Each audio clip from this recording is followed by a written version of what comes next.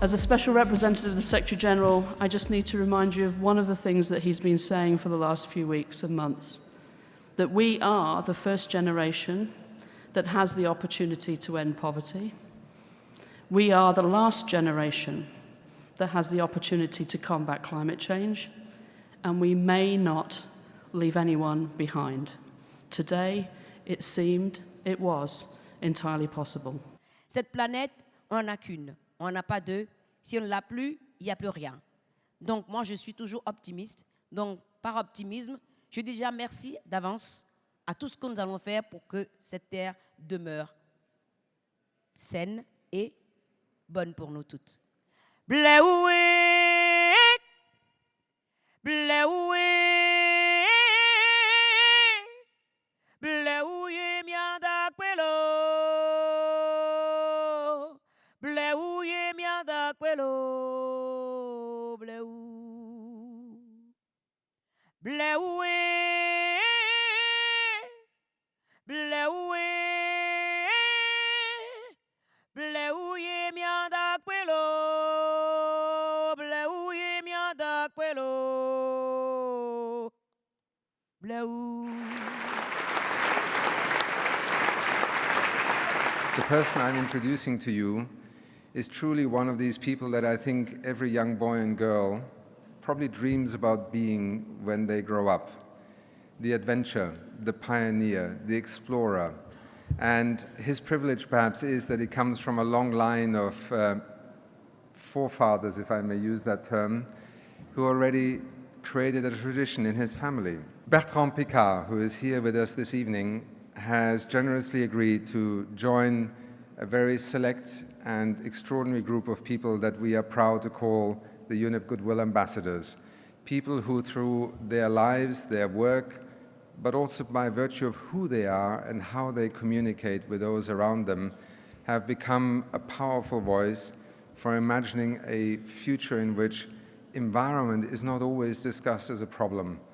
And I'm very honored to welcome you to this family, in particular in your capacity as Goodwill Ambassador.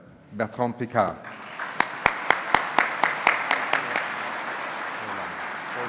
Merci infiniment, Arim, et bonsoir à tous et à toutes. When we receive an award, it's a sign of recognition.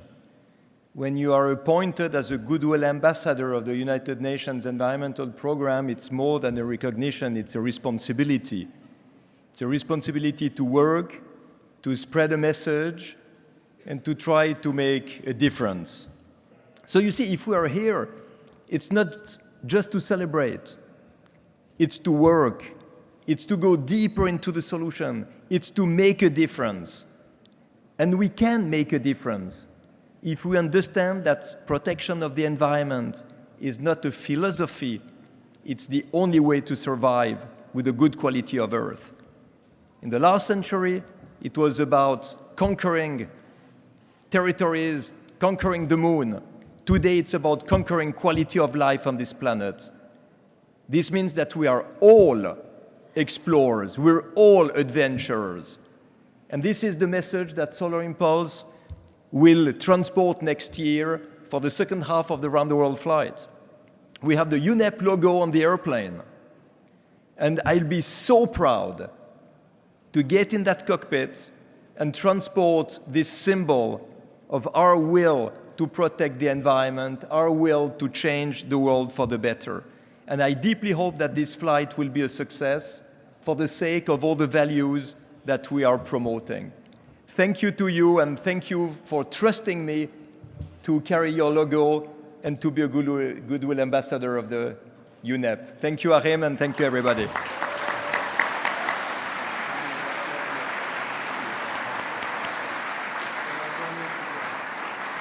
No, climate change is not inevitable. Remedies exist. And solutions which are presented here in the Magnum's exhibit illustrate that fact. These solutions are circular economy solutions, and it is not a coincidence, because to develop circular economy will decrease as quick as possible the greenhouse gas emissions. And to implement as quick as possible all these solutions, we need a robust and predictable carbon emission price. If you could do one thing, insist to the politicians that they should put in place for the whole economy a real, robust and predictable carbon, we have the solution to depollute the planet. Thank you very much. Food and agriculture contributes about 25 to 30% of greenhouse gas emissions. And yet, most of the conversation here in Paris and beyond is around energy and transportation. But food holds the key, not only because of what we can do to mitigate the impacts of these emissions, but also because it's the only place where we can actually sequester carbon. You don't really need our words so much. Just eat the food on the plates and realize that all of that stuff was ugly fruit and vegetables that would have gone to waste on farms, or leftovers from supermarkets that's perfectly good but for some reason visually defective, or indeed parts of animals that would normally have been wasted but which, with the application of some culinary genius, can be turned into simply delicious morsels. We can deliver Sustainable Development Goal 12.3, and that journey should be a delicious one. Thank you very much. Enjoy your meals. Good night.